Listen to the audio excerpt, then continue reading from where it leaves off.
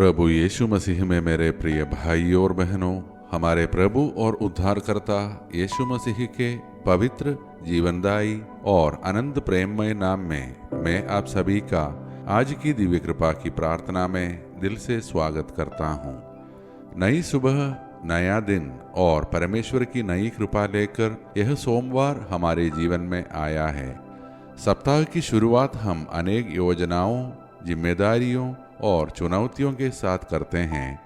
किसी को अपने कार्यस्थल की चिंता है, किसी को बच्चों की पढ़ाई की, किसी को परिवार की आर्थिक स्थिति की, तो कोई अपने स्वास्थ्य या भविष्य को लेकर चिंतित है।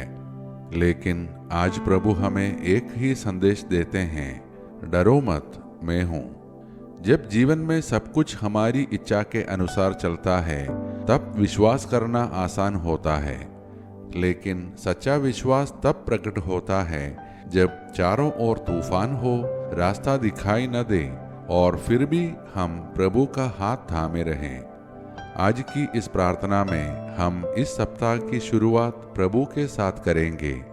हम अपने आप को, अपने परिवारों को, अपने सारे चिंताओं को उनके हाथों में समर्पित करेंगे और उनसे प्रार्थना करेंगे कि वे हमारे प्रत्येक कदम का मार्गदर्शन करें, हमारे परिवारों की रक्षा करे, हमारे मन से भय दूर करे और हमें ऐसा विश्वास दे जो किसी भी परिस्थिति में डगमगाए नहीं।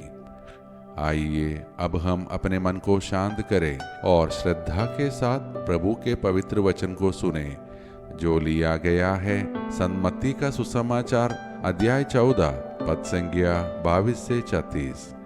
इस पाठ में हम पढ़ते हैं कि यीशु अपने शिष्यों को नाव में बैठाकर झील पार जाने के लिए भेजते हैं और स्वयं प्रार्थना करने पहाड़ पर चले जाते हैं। रात के समय तेज हवा और ऊंची लहरों के कारण नाव संकट में पड़ जाती है। तभी यीशु पानी पर चलते हुए उनके पास आते हैं। शिष्य भयभीत होकर सोचते हैं कि यह कोई भूत है, लेकिन यीशु कहते हैं, साहस रखो, मैं हूँ, डरो मत। तब पेतरुस कहता है, प्रभु यदि आप ही हैं तो मुझे पानी पर चलकर अपने पास आने की आज्ञा दीजिए। यीशु कहते हैं, आओ। पेतरुस कुछ कदम चलता है, लेकिन जब वह लहरों को देखने लगता है तो डर जाता है और डूबने लगता है। वह पुकार उठता है, प्रभु मुझे बचाइए। यीशु तुरंत उसका हाथ पकड़ लेते हैं और कहते हैं, अल्पविश्वासी, तूने संदेह क्यों किया? मेरे प्रिय भाई और बहनों, आज का यह सुसमाचार केवल एक चमत्कार की कहानी नहीं है, यह हमारे जीवन का आईना है। हम सभी किसी न किसी नाव में बैठे हुए हैं। किसी की नाव परिवार है, किसी की नौकरी, किसी की पढ़ाई, किसी का व्यवसाय, किसी का स्वास्थ्य, किसी का विवाह और कई बार यही नाव अचानक तूफानों से घिर जाती है। हम सोचते हैं, अब क्या होगा? मैं इस समस्या से कैसे निकलूंगा? क्या परमेश्वर मुझे भूल गए हैं? लेकिन ध्यान दीजिए, जब शिष्य संघर्ष कर रहे थे तब भी यीशु उन्हें देख रहे थे। वे दूर थे लेकिन अनुपस्थित नहीं थे। वे मौन थे लेकिन उदासीन नहीं थे और सही समय पर वे स्वयं उनके पास आए। यह बात हमारे जीवन में भी सत्य है। कई बार हमें लगता है कि प्रभु हमारी प्रार्थना नहीं सुन रहे, लेकिन सच्चाई यह है कि वे हमारे जीवन की हर लहर को देख रहे हैं। वे जानते हैं कि कब हमें संभालना है, कब हमें साहस देना है और कब हमें अपने हाथ से उठाना है। पेतरुस की एक बात मुझे बहुत प्रेरित करती है। उसने नाव से बाहर कदम रखा। यदि वह नाव में ही बैठा रहता तो वह कभी पानी पर चलने का अनुभव नहीं करता। विश्वास हमेशा एक कदम मांगता है। आज प्रभु हमसे भी पूछ रहे हैं, क्या तुम अपने भय से बाहर निकलने का साहस करोगे? शायद प्रभु हमको किसी नई शुरुआत के लिए बुला रहे हैं। शायद वे हमें क्षमा करने के लिए बुला रहे हैं। शायद वे हमें वर्षों से चली आ रही किसी बुरी आदत को छोड़ने के लिए बुला रहे हैं। शायद वे हमें फिर से प्रार्थना में लौटने के लिए बुला रहे हैं। लेकिन पेतरुस की तरह हम भी लहरों को देखने लगते हैं। समस्याएं बड़ी लगने लगती है, लोगों की बातें डराने लगती है, भविष्य अनिश्चित लगने लगता है और तभी हमारा विश्वास डगमगाने लगता है। लेकिन पेतरुस ने एक काम सही किया। जब वह डूबने लगा तो उसने यीशु को पुकारा, प्रभु मुझे बचाइए।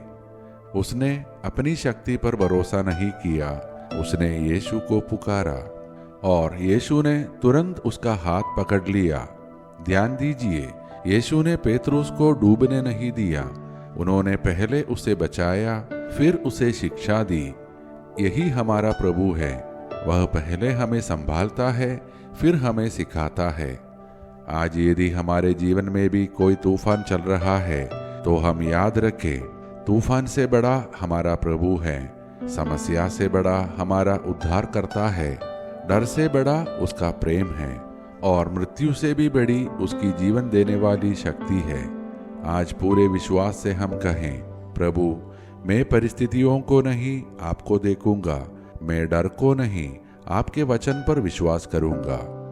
अब आइए प्रिय भाई और बहनों, जिस प्रभु ने पेतरुस का हाथ पकड़कर उसे डूबने से बचाया, वही प्रभु आज भी हमारे जीवन की हर कठिन परिस्थिति में हमारे साथ खड़े हैं।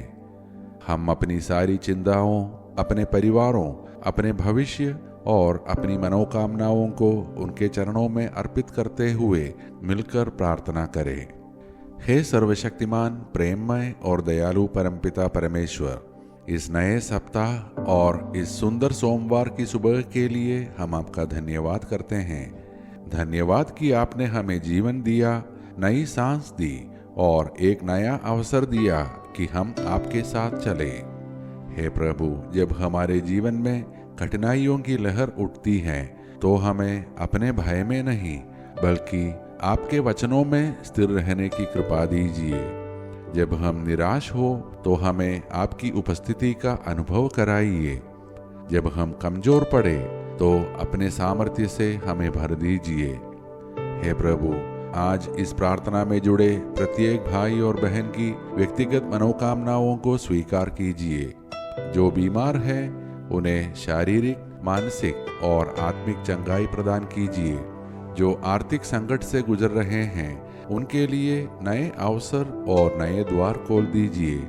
जो नौकरी की तलाश में हैं उन्हें उचित कार्य और स्थिर भविष्य प्रदान कीजिए। हमारे बच्चे जो पढ़ाई कर रहे हैं उन्हें ज्ञान, एकाग्रता और सफलता प्रदान कीजिए। हमारे बच्चों को हर बुरी संगति और हर प्रकार के प्रलोभन से सुरक्षित रखिए। हमारे युवाओं को सही निर्णय लेने की बुद्धि दीजिए। हमारे परिवारों में प्रेम, क्षमा, सम्मान और एकता स्थापित कीजिए। जहाँ कलह है वहाँ मेल मिलाप दीजिए। जहाँ आंसू है वहाँ सांत्वना दीजिए। जहाँ निराशा है वहाँ आशा दीजिए। जो आज अपना जन्मदिन या विवाह वर्षगांठ मना रहे हैं उन पर अपनी विशेष कृपा और आशीष बरसाइए। हे प्रभु, हमारे देश भारत को आशीष दीजिए। हमारे देश के नेताओं को सत्य, न्याय और सेवा की भावना प्रदान कीजिए। हमारे देश में शांति, धार्मिक सद्भाव, भाईचारा और प्रेम बना रहे। विश्व के सभी देशों में सारे युद्ध समाप्त हो, घृणा के स्थान पर प्रेम आए, विभाजन के स्थान पर एकता आए और प्रत्येक व्यक्ति आपके प्रेम का अनुभव अपने जीवन में करे।